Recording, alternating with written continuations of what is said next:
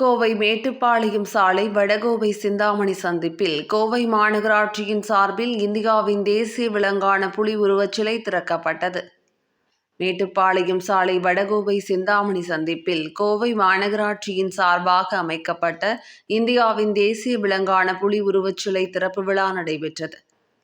12 அடி நீளத்தில் 900 கிலோ எடையுடன் முன்னங்கால்களை தூக்கி பாயும் நிலையில் மிக நேர்த்தியாக அமைக்கப்பட்டுள்ள இச்சிலை திறப்பு விழாவில் கோவை மாவட்ட ஆட்சியர் பவன்குமார் ஜி கிரியப்பவனர் கலந்து கொண்டு சிலையை திறந்து வைத்தார்.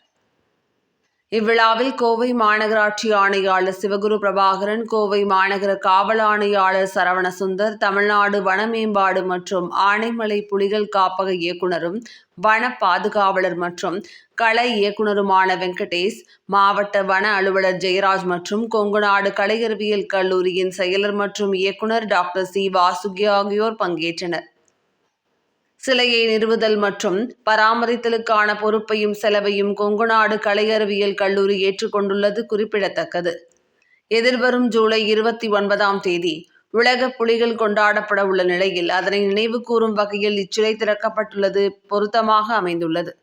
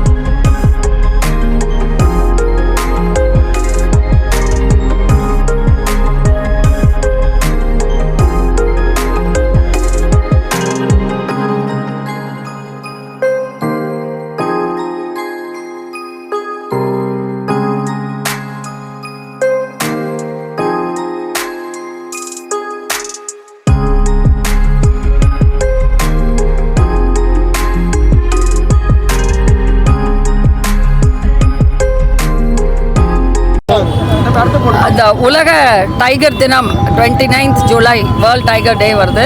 இதை கமாமரேட் பண்ணுறதுக்காக எங்கள் கல்லூரி கொங்குநாடு கலை அறிவியல் கல்லூரி